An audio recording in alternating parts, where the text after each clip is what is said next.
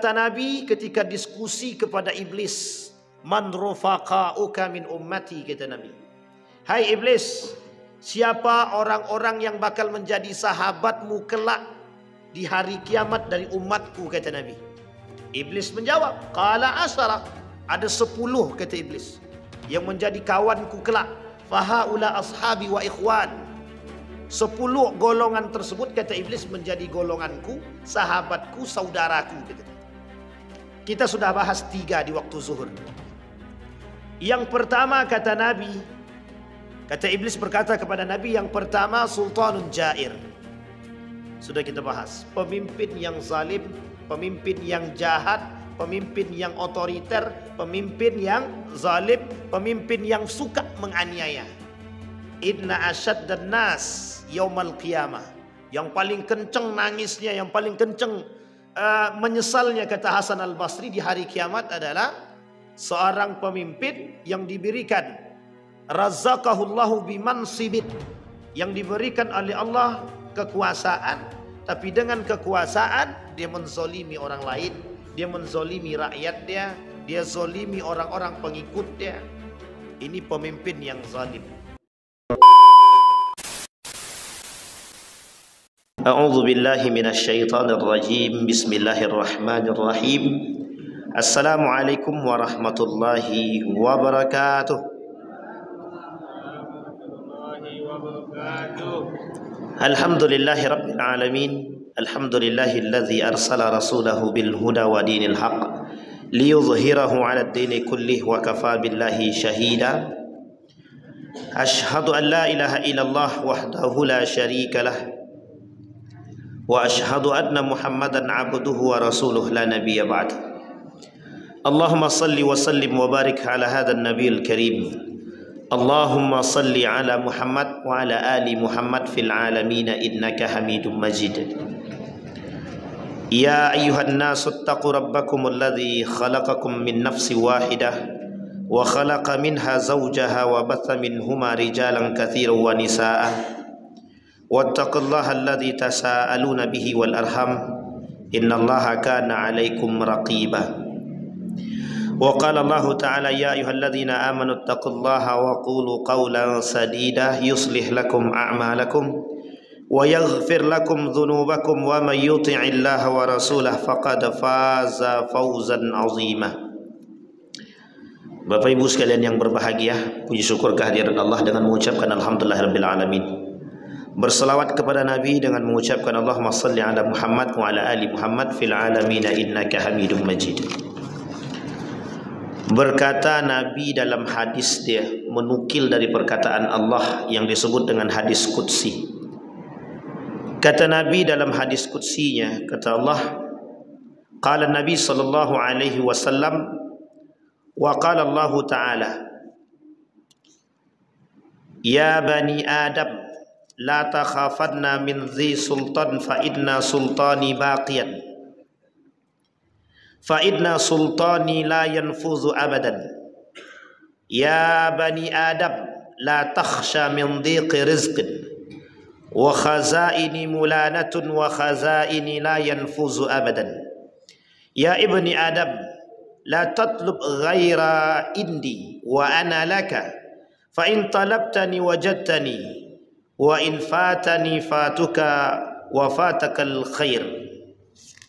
Ya bani Adam khalaqtuka lil ibadah fala tal'ab wa qassamtu laka rizqa fala tad'ab fa in radita bima qassamtuhu laka arahtu qalbaka wa badanaka wa kuntu indi mahmud wa kunta indi mahmud wa in lam tarda bima qassamtuhu laka fa wa izzati wa jalali la sultana alaik la usallitanna alaika ad-dunya tarqudu fiha ruqdun liwuhushi fil bariyati thumma la yakunu laka minha illa ma qasamtuhu laka wa kunta indi mazmuman.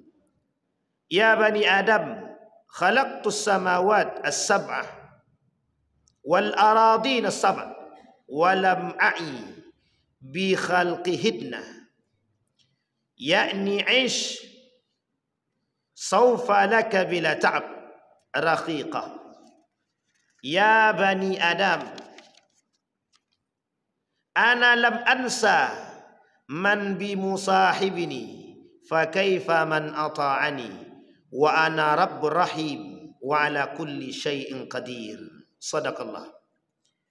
Wa qala Nabi sallallahu alaihi wasallam fi haditsin akhar. Kata Nabi dalam hadis yang lain.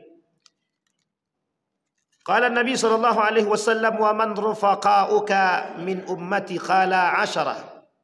Sultanun jair, ghaniyun mutakabbir, tajirun kha'in syaribul khamr, al-qattad, sahibuz zina, aqilu malil yatim, al-mutahawad bis salati, mani'uz zakah, alladhi yutilul amal.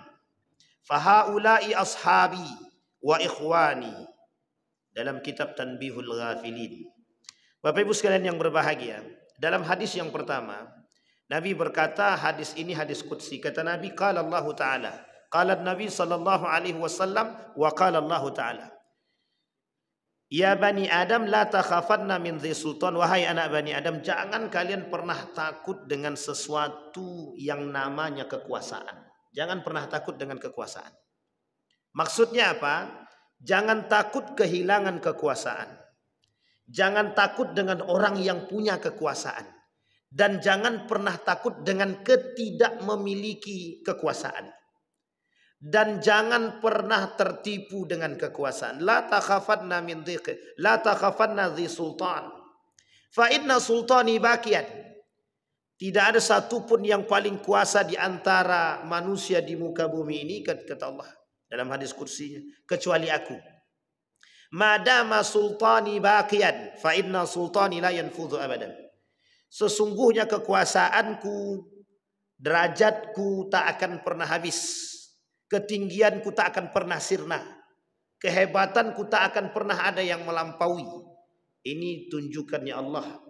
Allah kata kepada manusia di poin yang pertama tadi. Dalam hadis yang kedua kita bahas di waktu zuhur kemarin.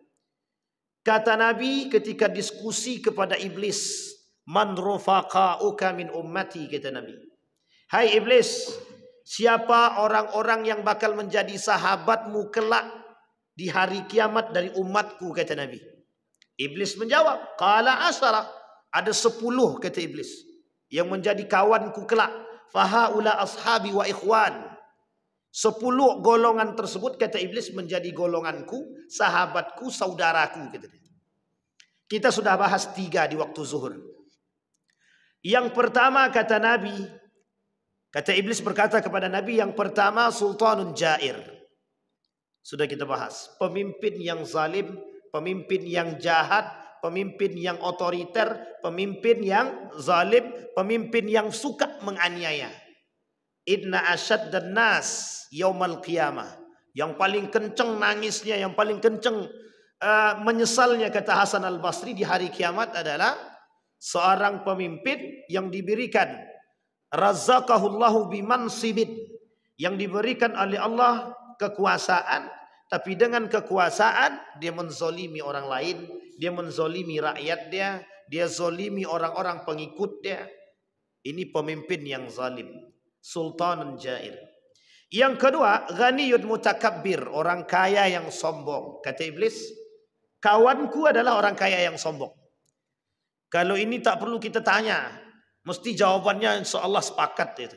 Banyak ada orang kaya hari ini yang sombong. Tak sepakat ternyata di sini. Alhamdulillah. Berarti di sini rata-rata orang kayanya baik-baik. Tapi banyak atau tidak orang kaya yang sombong hari ini? Yang mereka berjalan di muka bumi yamsuna 'alal ardi hauna. Mereka berjalan di muka bumi mutakabbira, dengan membanggakan diri, orang kaya yang sombong. Kata iblis, itu kawanku, kita deh. Nomor 2 sudah kita bahas juga. Yang ketiga, tajir khain. Tajir khain itu adalah seorang pedagang pengkhianat.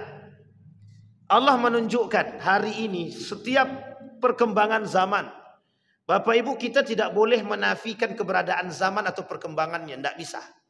Kita mau menghindar dari perkembangan zaman itu tidak mungkin. Dulu perdagangannya offline, sekarang online.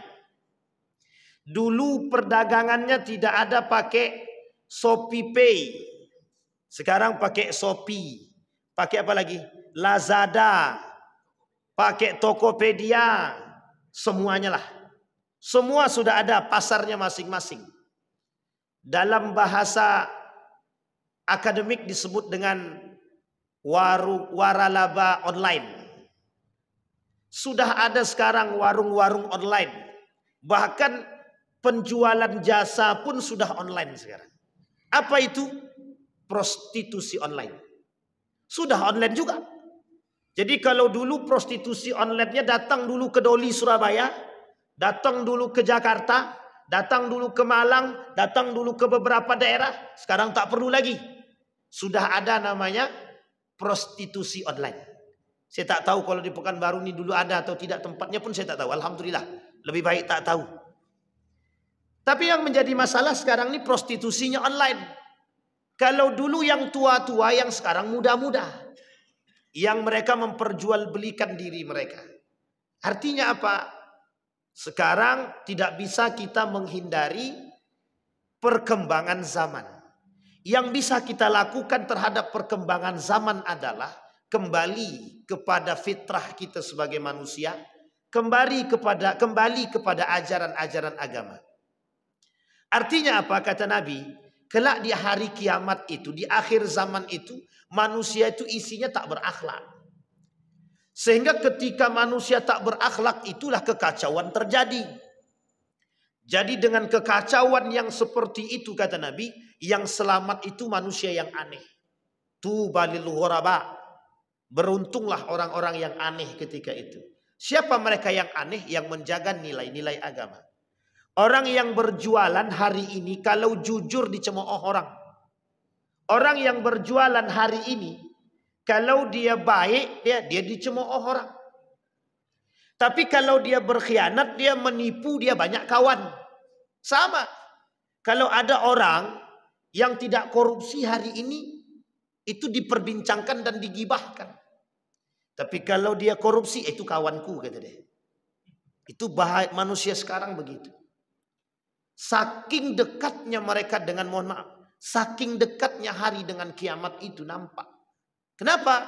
Karena rasa tidak malu. Rasa malunya sudah hilang. Saking tak malunya mereka berkhianat dalam tijarah, mereka melakukan apapun yang penting kami untung.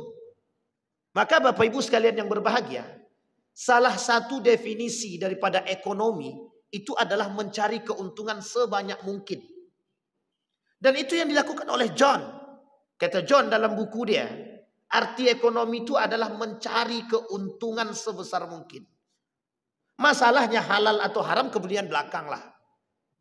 Masalah halal dan haram itu belakangan. Seorang penulis namanya Max Weber. Dalam kisah filsafat dia. Penulis buku The Wealth of Nation juga mengatakan hal yang sama. Ternyata dalam pandangan mereka ada namanya etika jual beli.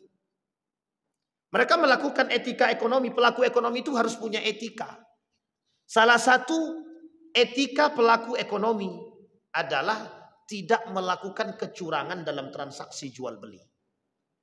Artinya apa? Banyak manusia yang hari ini demi keuntungan menghalalkan yang haram. Menghalalkan cara untuk mendapatkan. Baik menipu dan lain sebagainya tak urusan. Pernah satu ketika kami beli kue. Ini nyata. Beli kue di salah satu toko. Ketika kita beli kue di toko tersebut, apa kata toko tersebut? Diskon 50%. Kira-kira kalau diskon 50% dari harga 40.000, berapa kira-kira? 50% dari 40.000, pasti akal sehat kita berbicara 20.000. Tapi kemudian di situ tertulis diskon 50% pakai aplikasi. Setelah kita pakai aplikasi maksimal 5.000. Sekarang pertanyaannya, kita yang bodoh atau mereka yang bodoh? Harusnya 40.000, diskon 50% jadi berapa Bapak Ibu? 20.000. Tapi kata dalam aplikasi tersebut maksimal 5.000. Itu yang bodoh saya atau aplikasi itu? Maksudnya bisa dipahami, Bu. Penipuan terjadi melalui jalur aplikasi. Kita dipancing dengan diskon 50%, semangat orang datang membeli, ternyata hanya dapat batas maksimal 5.000. Yang seharusnya kita dapat kortingan 20.000, ternyata dalam aplikasi tersebut maksimal 5.000. Artinya apa? Pembodohan. Tapi uniknya, sudah tahu pembodohan, banyak yang datang. Kira-kira yang datang tuh bodoh atau pintar? Tak ada yang berani jawab. Begitu keadaannya hari ini. Masuk ke mall, pakai aplikasi Pak, dapat diskon 50%. Maksimal 10.000. Saya bilang, lama-lama kita yang stres dibuatnya. Maka Bapak Ibu sekalian yang berbahagia, itu pengkhianatan. Penipuan dalam tijarah, dalam transaksi jual beli. Itu masalah seperti ini tak sedikit kita temukan, sering.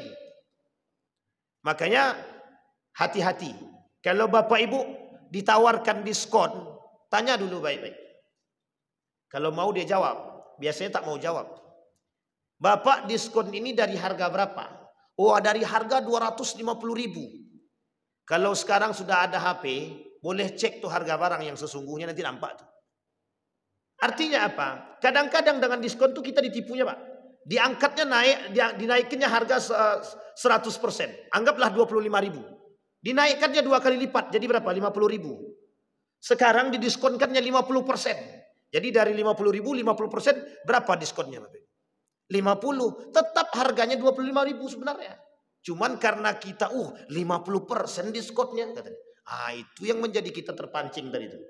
Karena dapat diskon 50.000, bangga pula lagi. Alhamdulillah kita belanja di mall. Yang di mall tersebut tidak ada transaksi, tidak ada sunnah jual beli sudah. Di dalam mall itu salah satu sunnah jual beli yang dihapus adalah tawar menawar. Dan tak boleh kita tawar menawar di mall itu. Berapa harga barang nih? 150.000, boleh kami tawar, harga pas. Karena gengsi, karena ingin menaikkan derajat, aku belinya di mall. Harganya 250.000. Buka coki kawan tadi. Aku beli di Ramayana yang bisa kami tawar itu cuma 75.000. Ente kena tipu gitu deh. Sampai di sini bisa dipahami Bapak Ibu. Saking banyaknya penjual hari ini, mohon maaf jangan tersinggung para penjual. Memang tidak semuanya, alhamdulillah. Saking banyaknya untuk melariskan dagangan, mereka rela melakukan sumpah palsu, pengkhianatan, jual tipu daya, spekulasi dan lain sebagainya. Cuman untuk membuat jualan mereka laku. Bapak Ibu lihat di online itu, yang dipejeng apa, yang sampai ke tangan kita seperti apa, itu boleh tuh dicek. Satu ketika saya sengaja mencoba, uji coba. Ada barang yang memang bagus. Saya coba uji coba, betul atau tidak sesuai dengan fakta. Kita beli Pak. Ada tempat laptop, di situ disebutkan bagus, kita cek, kita beli. Alhamdulillah, yang sampai ternyata kara, dari besi jadi kara. Harganya mahal, tapi dari besi jadi Saya bilang di situ, di aplikasi tersebut kepada orangnya langsung, saya bilang, kelak di hari kiamat aku bersaksi atas perbuatanmu. Saya bilang. Artinya apa Bapak Ibu? Kita perlu hari ini Bapak Ibu. Beberapa hari yang lalu kami belanja di pasar, timbangannya goyang. Timbangannya goyang. Jadi saya beli mangga, di pasar itu saya beli mangga. Ketika beli mangga di pasar, otomatis ditaruh di atas timbangan. Ketika timbangan itu masih goyang, belum berhenti secara sempurna, langsung diangkatnya 2 kilo kata dia. Saya bilang sabar. Pertama, saya bilang lagi, Pak tolong cek sekali lagi. Dibuatnya lagi sama, dilakukannya dengan model yang sama. 2 kilo kata dia. Langsung saya tembak. Di mana datang 2 kilonya? Saya bilang. Anda belum berhenti sudah Anda katakan 2 kilo. Coba berhenti dulu. Saya bilang. Ditaruhnya kemudian berhenti. Setelah berhenti ternyata 2 kilo kurang 1,8. Berarti kurang 2 ons. Saya bilang Anda mau menipu saya. Uniknya lagi di pasar. Kalau kita lakukan demikian. Itu yang protes. Bukan penjualnya. Pembeli yang lain. Pak, kalau mau beli, beli. Kalau tidak, udah. Kami mau beli, masih banyak yang perlu kami layan. La ilaha illallah. Itu model jual beli hari ini. Ada banyak hal Pak penipuan kalau kita tak cerdas dalam transaksi jual beli itu. Makanya diancam oleh Nabi. Diancam oleh Nabi. Jual beli para penjual-penjual pengkhianat yang menipu, yang merusak pasar, yang monopoli, yang ihtikar penimbunan barang itu semuanya pengkhianat. Pelaku kezaliman pengkhianat. Kata Nabi itu pengkhianat. Nah, orang-orang seperti ini itu kawan daripada iblis. Dan orang-orang seperti ini masuk neraka tanpa hisab. Jadi sebenarnya masuk neraka dulu. Jadi ada 6 orang yang bakal masuk neraka qablal hisab. Jadi sebelum dihisab masuk nerakanya. Salah satu diantaranya tajir khain. Penjual yang penipu. Ini bagus berasnya. Bagus beras, mantap. Alhamdulillah. Sudah bilang bagus pakai alhamdulillah lagi. Ternyata beras plastik. Ah, ini dia Bapak Ibu. Jadi banyak sekarang. Kok bisa orang-orang seperti ini menipu dalam jual beli? Karena mereka tak takut dengan Allah. Bapak Ibu, ada cerita yang sangat unik.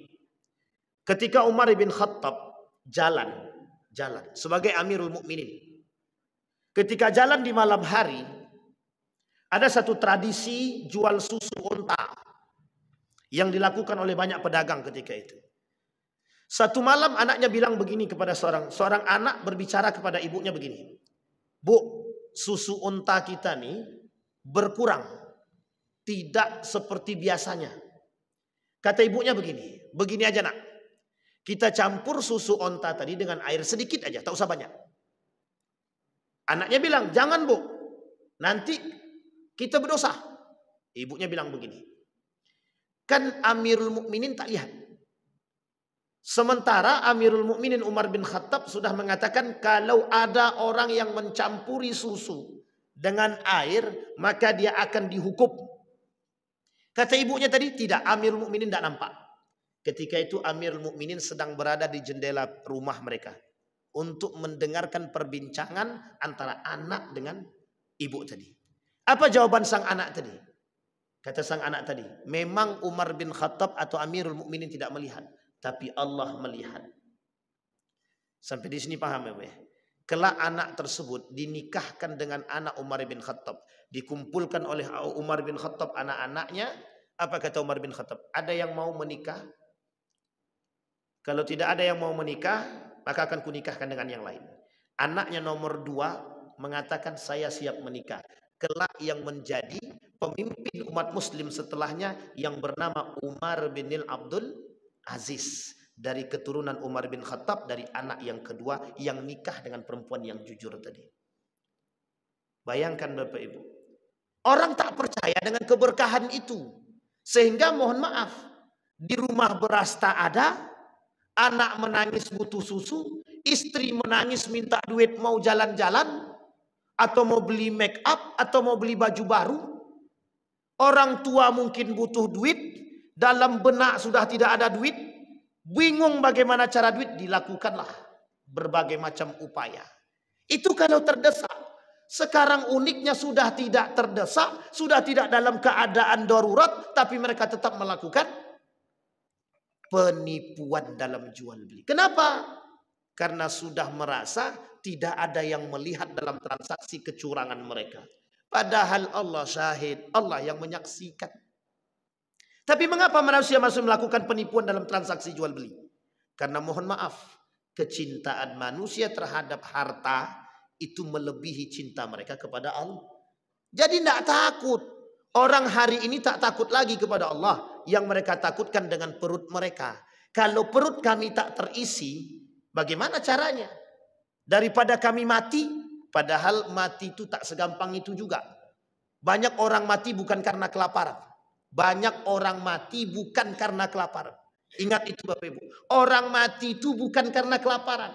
Kalau ada orang yang mengatakan mati karena kelaparan, itu sedang hilang akidah dia. Orang mati karena Allah. Sudah ajalnya dapat. Mau dalam keadaan kelaparan ke, di atas onda ke, atau kapan Allah pengen cabut nyawanya mati. Sekarang pertanyaannya, ada orang tak makan selama 1 pekan. Tidak mati-mati. Tidak mati-mati. Berarti apa? Bukan karena kelaparan. Tapi karena apa? Karena memang takdir dia. Karena Allah Allah yang mematikan dan menghidupkan. Hati-hati, rusak akidah kita. Artinya apa? Kata Nabi di akhir zaman, kata Nabi, ada orang yang menjadikan perut dia itu sebagai tujuannya. Wahimmatuhum butunuhum. Perut mereka itu, kata Nabi, di akhir zaman akan menjadi tujuan kehidupan mereka. Artinya apa? Apapun akan mereka lakukan agar bisa mengisi perut mereka. Mau halal kek, mau haram kek, yang penting masuk. Mau berkhianat kek, mau nipu kek atau tak nipu, transaksi jual beli tetap akan kami lakukan. Sampai di sini bisa dimengerti Bapak Ibu. Saking banyaknya penipuan dalam transaksi jual beli itu, sampai kita tidak sadar kalau kita sedang ditipu. Banyak modelnya, banyak. Makanya Bapak Ibu, salah satu transaksi berkedok jual beli itu adalah multi level marketing, MLM. Itu kedoknya jual beli, tapi transaksinya bukan jual beli itu. Itu namanya membunuh. Membunuh. Siapa yang naik, dia yang untung, yang di bawah tetap buntung. Atas untung, bawah buntung. Atas yang untung, yang di bawah buntung. Multi level marketing. Banyak Bu. Model-model tipu daya hari ini banyak sekali. Artinya apa? Mereka semua yang bertransaksi dengan model seperti ini, itu semuanya adalah penipu dan pengkhianat. Ada transaksi jual beli yang lain yang dikatakan oleh Nabi dalam hadisnya. Kata Nabi begini. Ada orang yang jual. Kemudian kita anggaplah jualan dia jualan baju. Kemudian dia punya kawan. Ada kawan dia. Kata penjual ini kepada kawannya, tolong kau pura-pura beli. Dan yakinkan orang bahwa barangku ini bagus, sehingga engkau seakan-akan membeli dengan harga-harga yang tepat, biar bisa menarik orang lain. Bapak Ibu tahu maksudnya itu? Ada orang-orang yang memang sengaja diminta untuk menjadi pelaris jual beli mereka, meskipun pada hakikatnya mereka tidak beli. Hukumnya haram. Hukumnya haram. Namanya penipuan. Dan itu termasuk pada bagian pengkhianatan dan kezaliman. Aku beli barang dia nih. Bagus sekali barang nih. Padahal sama-sama kawan. Sama-sama kawan. Sehingga menarik orang lain untuk datang membeli. Boleh Pak Ustaz? Tidak boleh, hukumnya haram itu. Itu yang terjadi. Hari ini banyak di pasar begitu Bapak. Saya pernah temukan ketika jual beli durian. Wih bagus durian nih. Berapa harganya? 50.000 ya. 50.000 ini terlalu murah. Dengan sebagus ini. Saya pura-pura tak tahu saya. Saya tungguin sampai selesai orang beli. Mendekat Isya. Apa kata mereka? Yang tadinya di depan tadi dibayar sama yang tukang beli tadi. Yang penjual tadi dibayar. Dikasih uang. Saya lupa berapa dikasihnya. Saya bilang inilah tipu daya yang dilakukan. Dia tak beli. Cuman dia melakukan penipuan seolah-olah barang yang dijual ini bagus. Atau kemudian dengan cara menarik. Dengan cara dia di depan mempromosikan. Agar orang-orang lain datang untuk mempromosikan dan membeli barang tersebut. Itu tak boleh. Hukumnya haram. Ittafaqal ulama. Sepakat ulama. Penipuan. Baik. Tajir khain. Apa maksud tajir khain tadi? Pengkhianat dalam jual beli. Jadi Bapak Ibu para pedagang, apapun dagangan Anda, apapun usaha Anda, yang jujurlah, yang jujurlah. Jangan jual daging, jangan jual daging tapi daging busuk.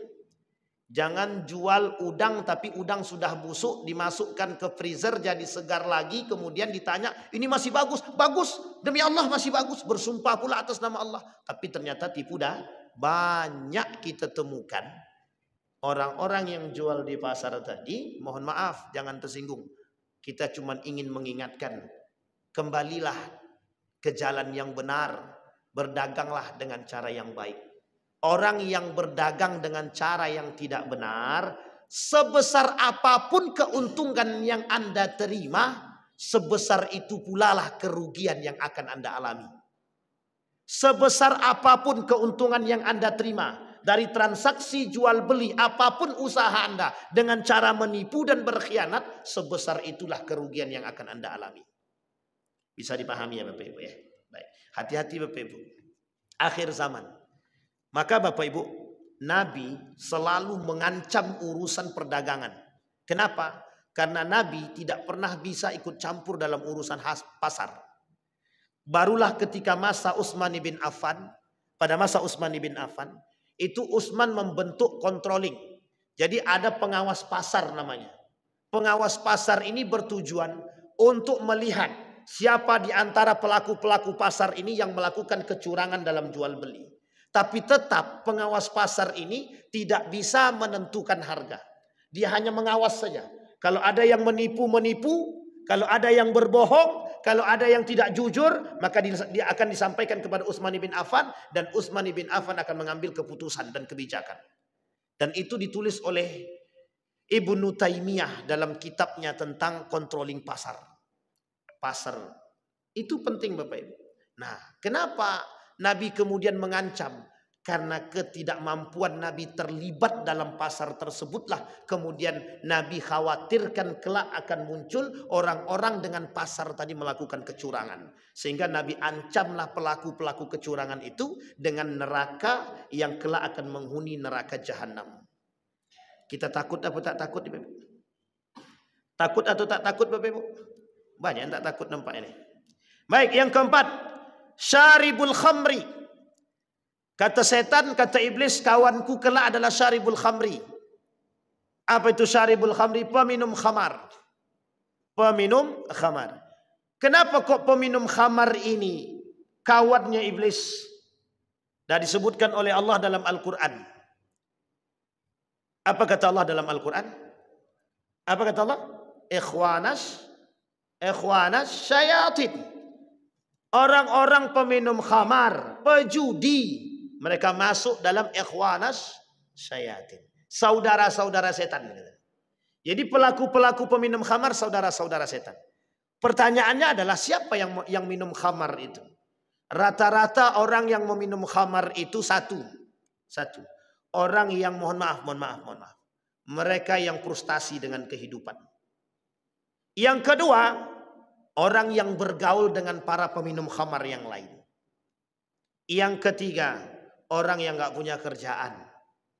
Itu rata-rata peminum khamar. Ada gaya hidup sekarang ini, kalau kami tak minum khamar, Ustaz, kami tak bisa berkawan dengan mereka. Jadi harus pula minum khamar baru bisa berkawan dengan mereka. Kalau begitu, tak usah berkawan dengan itu. Karena kalau kita berkawan dengan peminum khamar, hari pertama kita selamat, hari ke-10 kita ngikut. Mungkin bisa lebih kita daripada mereka. Kata kawan-kawan yang tadi ngajak, dulu tak mau, sekarang paling parah kata dia. Sampai di sini bisa dimengerti ya Bapak Ibu. Peminum khamar, kata iblis kawanku. Kata dia. Apa ancaman mereka? Otomatis mereka akan masuk ke dalam neraka. Dan mereka termasuk golongan yang 9 yang pernah kita sampaikan di waktu zuhur. Yang tidak diajak oleh Allah berbicara. Allah tak mau melihat mereka. Bagi mereka azab yang sangat pedih. Dan Allah tak mau mensucikan mereka. Allah melaknat mereka. Bagi mereka neraka jahanam. Bayangkan, ancamannya 6 bagi peminum khamar. Syaribul khamri. Apa khamar di sini? Banyak macam dia. Sesuatu yang memabukkan. Bagian daripada itu. Baik ganja, narkoba, narkotika, alkohol, tua, kamput, bir bintang, yang tak ada bintangnya. Sebutkan semua. Yang terbaru saya tak tahu. Itu yang lama-lama. Itu yang lama-lama. Banyak itu. Dan uniknya lagi Bapak Ibu sekalian yang berbahagia. Dulu orang minum khamar sembunyi-sembunyi. Dia cari tempat yang paling sembunyi. Kemudian mereka beli minuman, mereka minum. Sekarang tidak. Setiap ada acara nikahan, tengok di belakang tenda tuh. Tengok minumannya ada apa tidak. Kalau sudah ada band, kalau sudah ada keyboard, ada penari yang tak pakai, mohon maaf, tak pakai baju. Maksudnya, tank topan, celana pendek, rok pendek. Tengok tuh baik-baik. Bisa jadi ada narkobanya, bisa jadi ada minuman khamarnya, bisa jadi ada kamputnya. Bagi anak muda hari ini Bapak Ibu, kenapa mereka rusak? Ada yang merusak mereka. Apa namanya? Lem. Bapak Ibu tahu ngelem ya? dibuka lem cap kambing tadi, dihiruplah sampai teler. Apa namanya itu? Itulah pokoknya. Ngelab, namanya ngelab. Itu anak sekolah zaman sekarang itu. SMA, SMP dan lain sebagainya. Kalau kita tak kontrol Bapak Ibu, kita yang hancur. Generasi ke depan kita begitu. Baik, syaribul khamar. Yang keempat. Yang kelima, al-qattat, tukang fitnah. Al-fattat, tukang fitnah. Ini orang-orang yang suka menyebarkan fitnah. Allah sebut dalam Al-Quran 2 kali dengan kalimat yang berbeda. Apa kata Allah? Al-fitnatu asyaddu minal qatal. 1. Yang kedua, al-fitnatu akbaru minal qatal. Yang pertama, al-fitnah asyaddu minal qatal. Yang kedua, al-fitnatu akbar minal qatal. Bayangkan para ulama mengatakan, ini para ulama yang mengatakan, fitnah di sini banyak. Ujian, ketidakbenaran dan lain sebagainya. Bahkan ada ulama yang mengatakan sultanun jair khairun min alfi fitnatin. Seorang pemimpin yang zalim itu lebih baik daripada 1000 fitnah. Coba Bapak Ibu bayangkan, saking berbahayanya fitnah tadi. Ini banyak bermunculan, apalagi ini masa-masa pilkada nih, tukang fitnah bersebaran ini. Ini buzzer-buzzer fitnah ini, insya Allah tuh tempat mereka neraka kalau mereka nggak tobat itu. Para buzzer yang tukang sebar-sebar isu dan hoax itu, insya Allah mereka masuk neraka kalau mereka nggak tobat. Sampaikan aja besok Bapak Ibu. Kalau ada orang datang menyebarkan isu kejelekan orang lain, sampaikan kepada dia. Anda tahu kebenarannya 100% mutlak. Kalau tak tahu berarti Anda fitnah. Berarti Anda penghuni neraka. Sampaikan begitu. Biar besok dia tak nyebarkan fitnah lagi. Banyak sekali penyebar fitnah nih Bapak Ibu. Apalagi sekarang nih. Untuk menjelekkan orang lain. Menjatuhkan orang lain. Sebar fitnah sana sini. Ini hati-hati. Bapak Ibu siapapun kalian. Siapapun Bapak Ibu semua. Mau masuk dalam nomor berapapun. Tim ses apapun. Silahkan. Tapi jangan pernah menyebarkan fitnah. Apalagi kalau Anda tidak mengerti apa yang Anda sampaikan. Oh, kalau Anda mau sampaikan, jujur yang adil menyampaikannya. Baiknya sampaikan, buruk dia sampaikan. Biar orang yang memilih. Anda tak usah ikut-ikutan. Karena kalau Anda menyebarkan fitnah. Andai kata benar yang Anda sampaikan, Anda ghibah. Andai kata tak benar, Anda sudah melakukan dosa. Al-fitnatu asyaddu minal qatal. Yang kedua, al-fitnatu akbaru minal qatal. Kenapa kok dikatakan akbar minal qatal? Karena fitnah itu Bapak Ibu kelak lebih berbahaya. Pembunuhan karakter. Kalau cuman membunuh langsung tusuk mati selesai. Ini tak, yang dibunuh dia karakter dia. Yang dibunuh karakter. Namanya pembunuhan karakter. Baik Bapak Ibu, yang lain, Bapak Ibu sekalian yang berbahagia. Yang terakhir, yang ke-6, sahibus zina, pelaku zina. Insyaallah Bapak Ibu kita jelaskan sahibus zina kalau kita dengan izin Allah ketemu kembali, kita sampaikan kembali tentang sahibus zina sampai ke nomor yang ke-10. Mudah-mudahan ada manfaat bagi kita semua.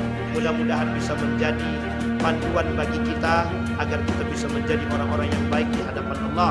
Paling tidak kita bisa menghindari kemaksiatan-kemaksiatan yang kita sampaikan tadi. Semua itu oleh Imam Az-Zahabi